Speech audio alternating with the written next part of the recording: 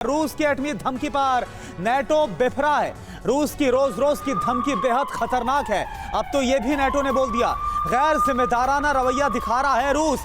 ये नेटो की तरफ से कहा गया है। रूस ने विश्व पर न्यूक्लियर खतरा बढ़ा दिया है। पुतिन ने कल ही बेलारूस में एटमी तैनाती की बात कही थी और इस पर अब नेटो की तरफ से बहुत ही कड़ी प्रतिक्रिया देते हुए कहा जा रहा है कि जो रूस बोल रहा है, जैसा कदम पुतिन उठा रहे हैं, जैसे फैसले ले रहे हैं, ये दुनिया को सर्वनाश की तरफ ले जाएगा और ये बेहद ही गैर जिम्मेदाराना है। जिस तरह से बेलारूस में एटमी हथियारों की तैनाती का फैसला लिया गया है रूस की तरफ से।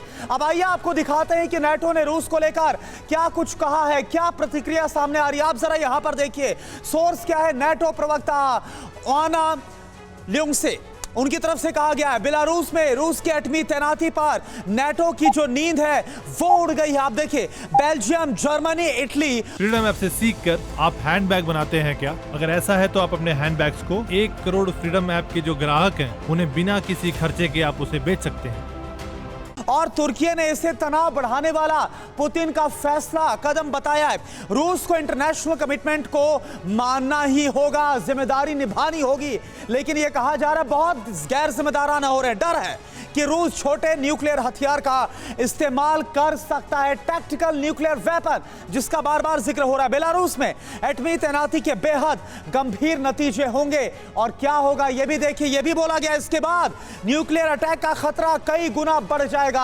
यह नेटो की तरफ से कहा गया। यह बम हिरोशिमा, नागासाकी से भी भीषण हो सकते हैं। तो यह जो बात है वो नेटो प्रवक्ता की तरफ से कही गई। इस पर हम बात करते हैं और आपको सबसे पहले परिचय करा देते हैं। हमारे साथ जो खास मेहमान है doctor Sanjay Bhardwaj sir, as a foreign expert हमारे साथ मौजूद हैं। Major general SP Sinha sir हमारे साथ हैं as a defence expert. Group captain UK Devnath sir हमारे साथ है एज अ डिफेंस एक्सपर्ट और commander Rajiv Sardana sir as a defence expert हमारे साथ है। यूके देवनाथ सर, मैं आपके पास सबसे पहले आना चाहूंगा।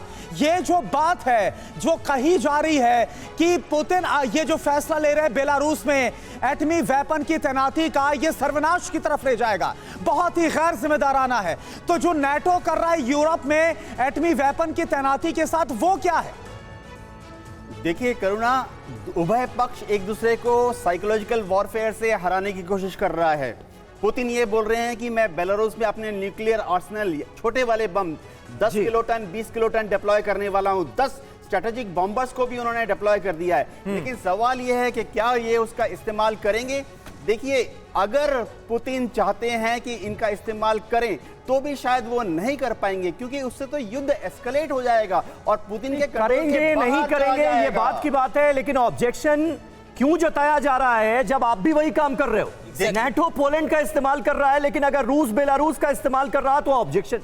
देखिए समीर, डिप्लोमेसी में ये होता रहता है। जब 1962 में रूस ने क्यूबा में अपने मिसाइल्स डिप्लॉय किए थे, तब अमेरिका की नेवी और एयरफोर्स ने क्यूबा को घेर लिया था और 2 महीने के तनातनी के बाद अमेरिका ने रूस को बाध्य किया कि वो क्यूबा से अपनी मिसाइलों को पीछे हटा ले। फॉरवर्ड डिप्लॉयमेंट होती रहती है, लेकिन उभय पक्ष एक दूसरे को दबाता है कि फॉरवर्ड डिप्लॉयमेंट तो फिर जब आप भी वही करें तो एतराज तो नहीं होना चाहिए ना? फिर फ्रीडम ऐप से सीखकर आप हैंडबैग बनाते हैं क्या? अगर ऐसा है तो आप अपने हैंडबैग्स को 1 करोड़ फ्रीडम ऐप के जो ग्राहक हैं उन्हें बिना किसी खर्चे के आप उसे बेच सकते हैं।